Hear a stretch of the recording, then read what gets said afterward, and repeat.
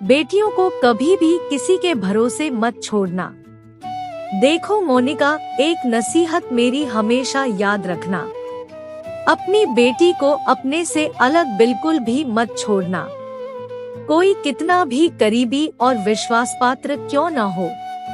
शिल्पा अपनी चचेरी बहन मोनिका की बेटी के अन्नप्राशन के मौके पर उसके घर आई हुई थी। आज दोनों बहनें फुर्सत से बैठी थी, तभी शिल्पा मोनिका को नसीहत देने लगी थी। दीदी, लेकिन ऐसा क्यों? परिवार में जो अपने होते हैं वो तो सभी विश्वास पात्र ही तो होते हैं, तो उनसे भला क्यों डरना? मोनिका को शिल्पा की बात सुनकर बड़ी हैरत हुई। अब तुम्हें कैसे समझाऊं मेरी भोली बहना? अच्छा ये बता, चाची जी तुम्हें और कनिका रेणुका को कभी किसी के भरोसे छोड़कर जाती थी? अपना तो संयुक्त परिवार ही था ना? शिल्पा मोनिका से पूछ बैठी। कनिका और रेणुका मोनिका की बहनें हैं। नहीं तो ऐसा कभी हुआ ही नहीं। माँ तो हमेशा नाना के घर तभी जाती थी जब हम तीनों की छुट्टी हो जाया करती थी, तो कभी किसी के भरोसे छोड़ने की नौबत ही नहीं आई। वैसे भी अगर जाती भी तो क्या दिक्कत थी? ताई जी, शिल्पा की मम्मी, तो रहती ही थी, और ताई जी भी तो अक्सर आपको और शुभी दीदी को मेरी माँ के भरोसे छोड़ कर जाती थी। मोनिका बोली। वही गलती तो मेरी माँ ने की थी, जो उन्हें नहीं करनी चाहिए थी। तुम्हें मेरी बातें सुनकर बड़ी हैरत हो रही है ना? तो आज सुन वो सब जो तुझे आज तक पता ही नहीं था। मेरी माँ अक्सर ही बीमार नानी की देखभाल करने अपने मायके चली जाया करती थी। चाची जी हम लोगों का बहुत ध्यान भी रखती। याद है न कि फिर हम पांचों बहनें एक साथ ही जमीन पर गद्दे लगाकर सोया करते थे, क्योंकि हमारे कमरे में अकेले हम दोनों को सोने में बहुत डर लगता था। और शायद चाची जी भी हमारी सुरक्षा के मद्देनजर ये करती थी। ऐसे ही एक बार माँ नानी के पास गई हुई थी। चाची जी काम निपटाकर पास वाले मंदिर में भागवत हो रही थी, उसे सुनने चली गई। तुम्हें तो याद होगा कि छत वाले कमरे में एक हमारे दूर के चाचा रहते थे, जिनको बाबा जी ने दयावश रख लिया था, क्योंकि उनके माता पिता की दुर्घटना में मृत्यु हो गई थी। बाबा जी ने ही उनको पढ़ा लिखकर कहीं मुनीमी के काम में लगवा दिया था।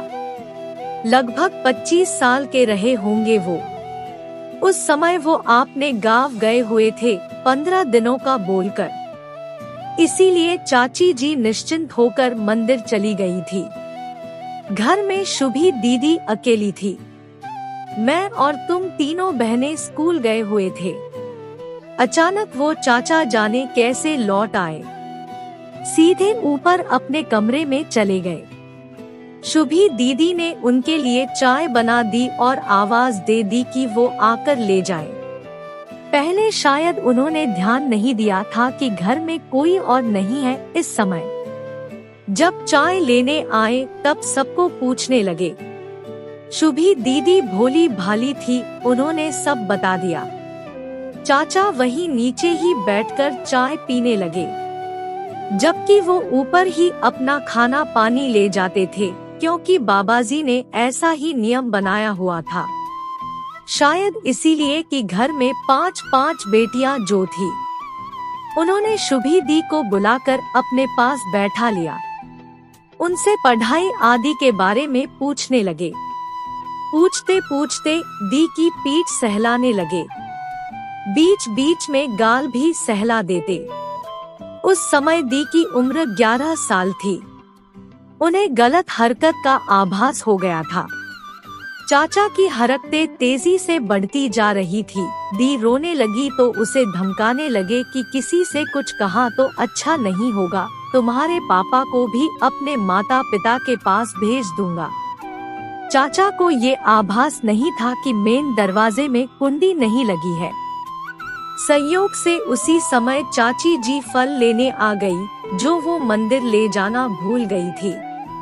उन्हें देख चाचा सकपका गए, छिटक कर अलग खड़े हो गए। लेकिन चाची जी शुभी दी का चेहरा देख जान गई कि कुछ तो गड़बड़ हुई है। शुभी दी दौड़कर उनसे चिपट गई।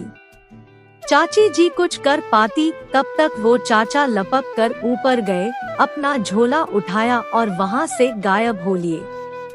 बाद में उन्हें बहुत ढूंढा गया कि उनकी खबर तो ली जा सके, लेकिन जाने कौन सी जगह छुप गए।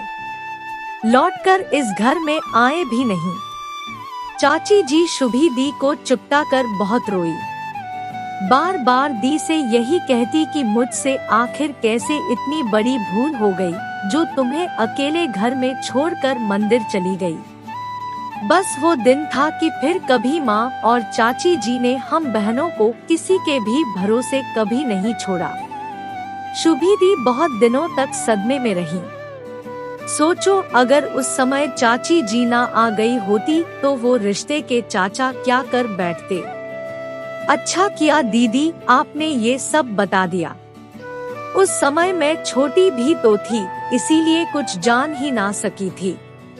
मोनिका शिल्पा से लिपटते हुए बोली, आपकी नसीहत हमेशा याद रखूंगी दीदी। बेटी के लिए तो अपनी परछाई पर भी विश्वास नहीं करूंगी। आज माँ या ताई जी होती तो वो भी यही तो नसीहत देती। मोनिका रूंधे गले से बोली, सखियों ये बिल्कुल सच बात है कि लड़कियों के शोषण के मामले बाहर से ज्यादा घर के अंदर के ही होते हैं। इसलिए शुरू से ही बेटियों को गुड टच, बैड टच के बारे में सिखा देना चाहिए। साथ ही वो अपनी सुरक्षा के लिए क्या क्या कर सकती हैं, ये गुर भी उन्हें जरूर सिखा देने चाहिए। आपको ये रचना कैसी लगी अपने अनुभव और विचार कमेंट द्वारा मेरे साथ साझा करें। कहानी को सीख समझ कर पढ़ें और शेयर करें और मेरे YouTube चैनल को भी सब्सक्राइब जरूर करें।